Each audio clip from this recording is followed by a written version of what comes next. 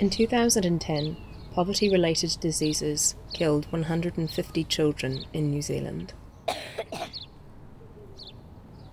While education about health and nutrition is part of the solution, when it comes to educational television, like documentaries, not all groups are connecting with the message. The type of documentaries I watch is like one that's recently on Tupac and Biggie Smalls documentary, finding out how he passed away. Let me just think. I don't even know if it's anything to do with this, but it was about my mates. Not really a documentary. What's a documentary? I don't really watch documentaries. I probably do, but I just really can't tell them apart from other things. So. Okay. My film is called Unsustainable. And it's about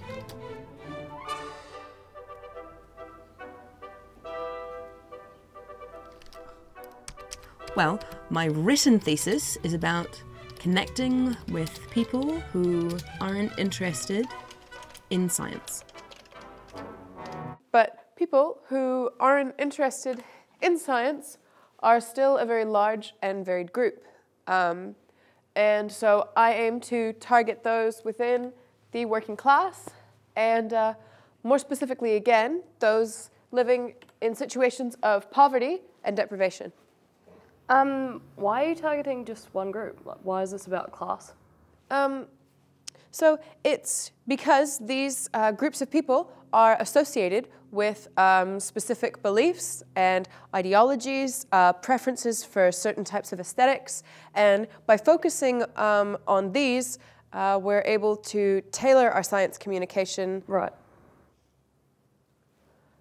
And that is what the written component of my thesis will be about. So, for my 25-minute film, I have decided not to do a documentary, and instead, I will be making a 25-minute drama about growing your own vegetables. Because I think a drama is a more effective way to target this specific group who aren't interested in the science documentary model. But we're in a documentary filmmaking course. Are you allowed to make a drama? I don't see why not. It's still communicating science. Well, it's really hard for me because if they put the drama into the documentary, I'd probably watch it. Yeah.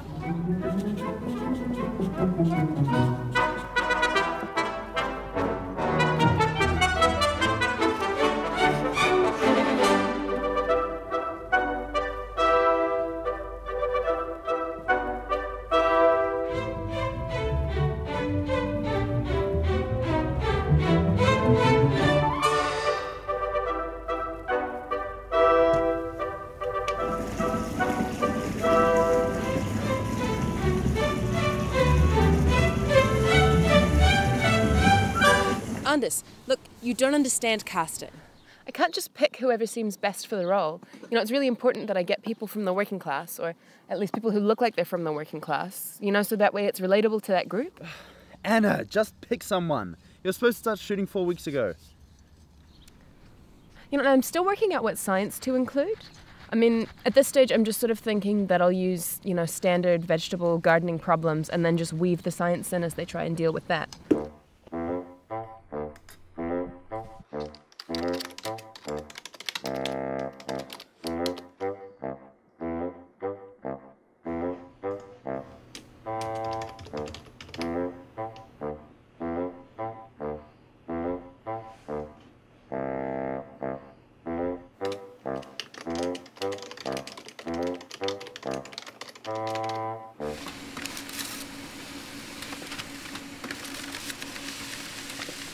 How's it going? Can you hand me those, please?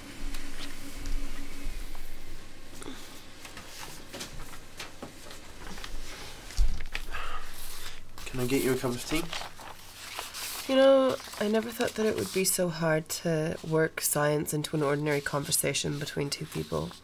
I mean, do ordinary people even sit around discussing whether or not the glyphosate in their weed killers is harmful to other things?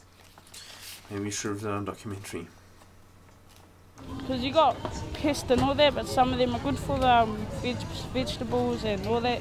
Some of them are great because they help kill all the bad insects that try and eat all the leaves and all that away and make it look ugly. Yeah. You know, I don't think I've ever even heard glyphosate used casually in a sentence before. Cameras. Rolling. Sound. Speed. Clapper. Production unsustainable. Roll 5, scene 12, take 1. And action. Neighbour. Don't. He is weird. Oh, he's okay. Hey, neighbour.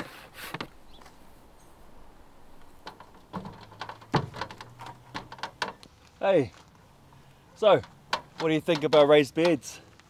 Oh, what have they done? Your planks will poison the soil. The timber's been treated with arsenic. Arsenic? No. Hang on. I was talking to the guy down at the store and he said there wouldn't be enough poison getting into the soil. It wouldn't be a problem for our garden anyway. What about instead of saying how much poison is not enough poison, maybe something a bit more casual, like, what do you mean not enough poison? Yeah, it's just that we need to kind of, it's really important that we work on maintaining this level of really casual language, because that's the theory behind my thesis. You know, that this film is going to be really relatable to low-income groups from within the working class. But how are you going to do that? Well, I mean, there are lots of ways that I could show that this couple don't come from the middle class. Well, it's quite complex. I mean, it's nothing new to television. You know, take shows like Outrageous Fortune and Downton Abbey, for example. You know, there's obvious social differences there. I mean, we could do things like whether or not someone has a job or an education, or, you know, their general outlook on life, or what opportunities are available to them. You know, I mean, all of these things are just, you know, subtle nuances from the art of filmmaking that I have adapted and used with the works from social scientists in order to make these class differences obvious.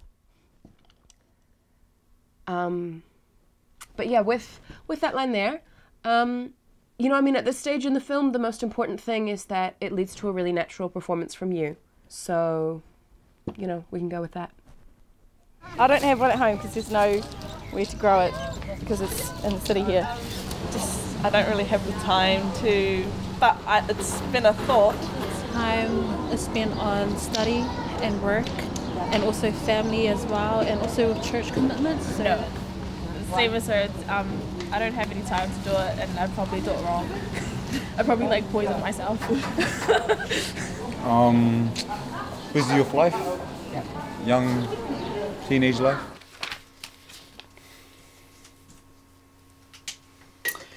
Script's really coming along. Yeah? What do you think?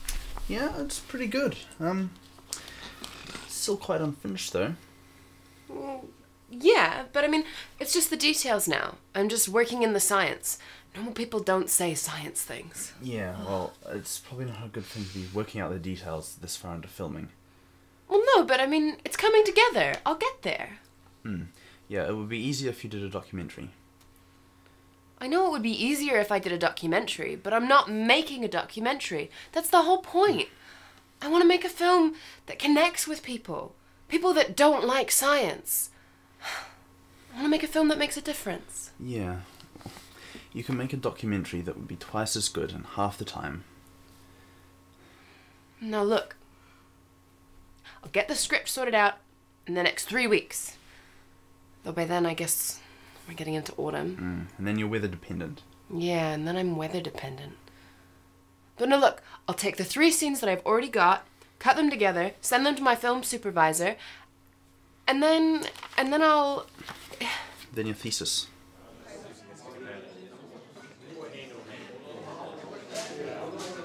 Hi, Anna.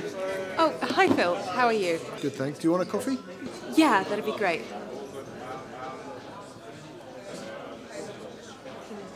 I think you've got a really brilliant topic, and I'm really looking forward to seeing what you can produce. Oh, thank you. I appreciate that. But I think we need to set you a task. So how about giving me a draft of a chapter, and maybe a chapter on science communication in general? Good. And when do you think you'll be able to get that to me?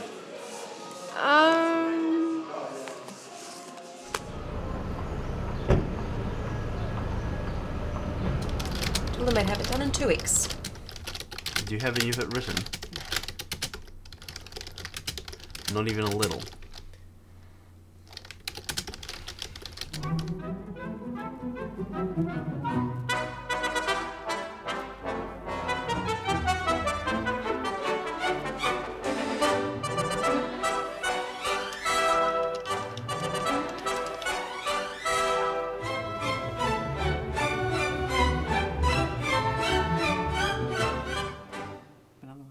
Okay, you do that.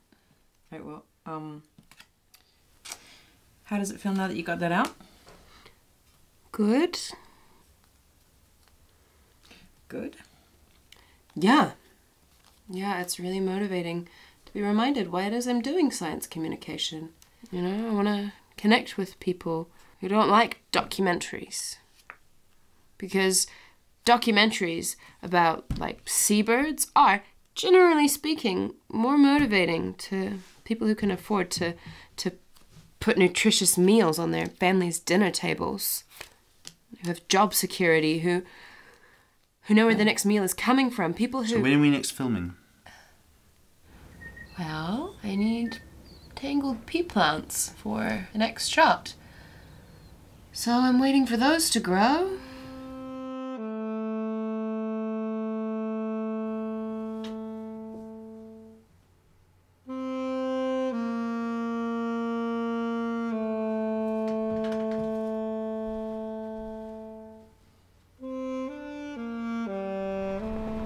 You can't wait for your supervisors to get back to you, you know.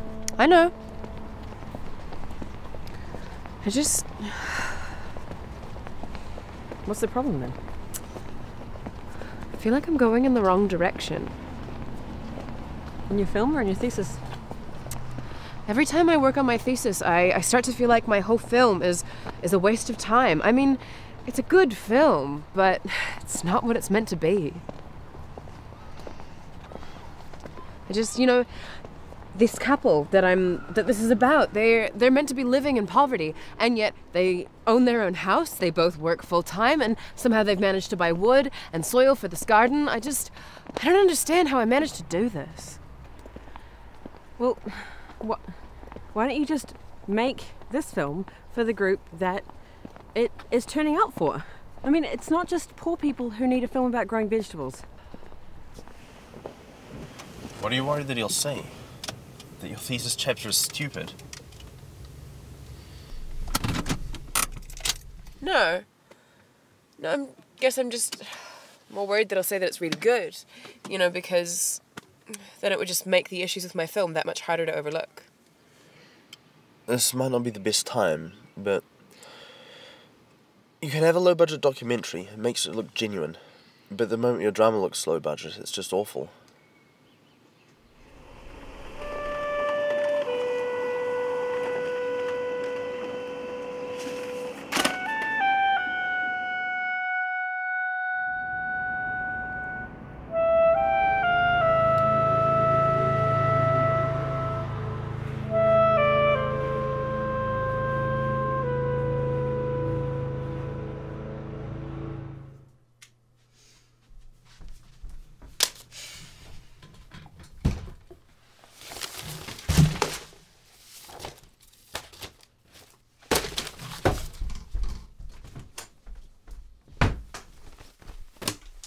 Booked tickets? Yes, I booked tickets.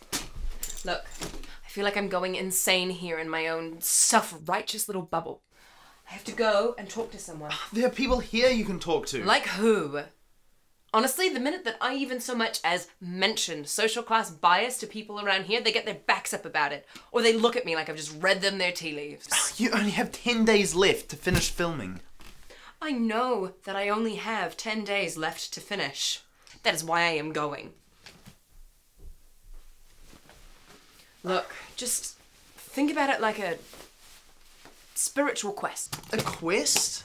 Yeah, a spiritual quest.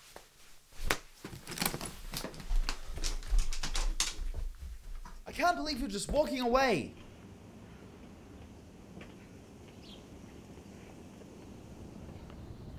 Look, Anders, I just need to go and talk to someone so that I know that my film is worth it, you know? I'm not interested in just making a film that's adequate. I want to make science communication better. I need to connect with the people that need this the most. I'll come back. I love you.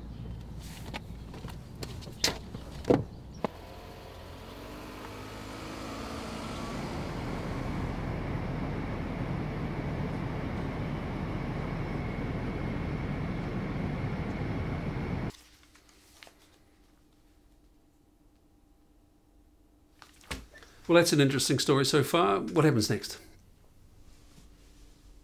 Well, I mean, I'm here to get some feedback on my film and on my thesis. I mean, what did you think? Well, I think the same as everyone else. I think you just need to get on with it. And that's it. Well, what did you want me to say? I don't know. That I'm missing something, or I don't understand why my film keeps coming out so middle class. Look, okay. I've got a friend, she runs a teaching garden in South Auckland. Her name is Mona. If you're certain that there's something wrong with your work, go and talk to her. This site is right next door to a lot of unemployed, okay? We are situated in a poor area. So a lot of the rents up here, they're steep rents, man. You know, 240 plus, easy. You'd be paying for 320 for a rat hole. Which is why you have so many families collectively living underneath one roof, which then becomes a health hazard for the kids and blah, blah, blah, blah, blah. But that's how people cope. So, do you think that people are aware enough about the nutritional value of growing their own foods? No. I've had one woman come down here, she was with the PDs, and we asked her that question, what, do you grow your own vegetables, you know? And do your kids eat fruit? No. Fish and chips is the menu, mate. That and noodles. And I know that to be true, because I've got an auntie that used to work with a preschool, and she used to tell the parents off for their lunches, which was a packet of noodles. And those kids were, you know, like 1, 2, 3. And they were so used to eating noodles. If they didn't get their noodle lunch, they'd cry because they didn't want a healthy sandwich. They didn't want fruit. They didn't want carrot sticks and water. They wanted fizzy drink and they wanted noodles. And so you know, you've got a generation that's shaped around those appetites and shaped around those things. So when they look at a garden, it's as far as it is from the east to the west, man, as to how those kids are shaped with their appetites and with their values and with their priorities. So you can imagine them coming home, the mother coming home, they're buggered from work, put the jug on, crack a noodle, pour the water on, stick it in front of the TV. What program do you want to watch? They're sitting there eating their noodles and they're full, they're satisfied, they're watching their favourite program, nobody's saying anything because they're too damn tired, and you're going to do the same thing again tomorrow. But, I mean, doesn't that make them really unhappy? That's their happiness. That I've just shaped out to you what those kids see as normal and happy. That is their ceiling of happiness. Okay, maybe having KFC is a bonus, whereas some families will have a cut lunch, take a flask, take water, and then go on a trek along the council walkways, walk along the beach. You know, things like that, exercising.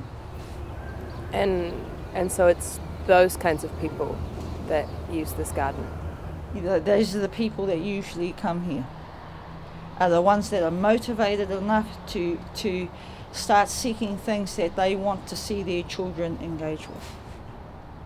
But as for the ones that we are trying to target, the ones on the benefit, the solo parents, you know, the poor, it's not just a poverty in pocket.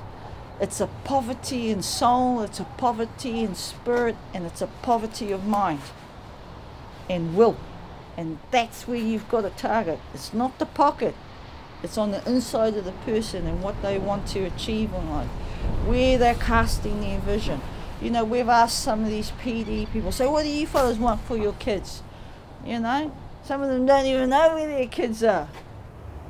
You know, gardening is a very small target. It's an attainable target.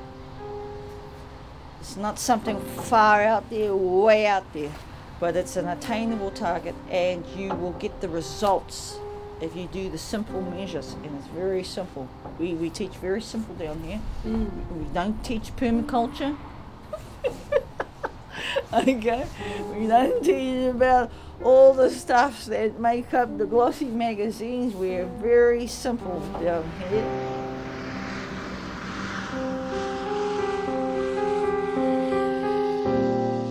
I've never thought that television series and booklets are the best way to reach people in a community. I've always believed that if you're going to do gardening or any such project, at any level, it's exposure. Living exposure, living proof exposure. But if they spend a lot of time watching TV, doesn't that make this accessible? No. They just sit there and watch it. And that's about the fullness of their satisfaction.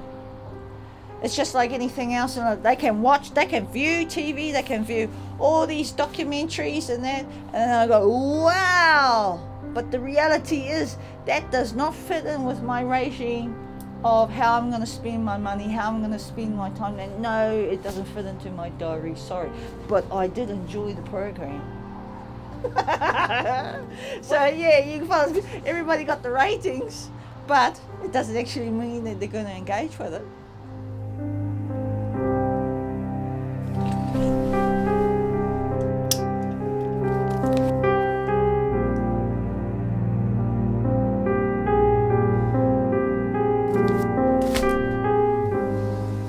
Now, to see this project as a alleviation for their food bill and that, they still can't get past that they need to get up and they need to engage with it. They need to get up and engage with the education. They need to get up and engage with what is in their community to help them.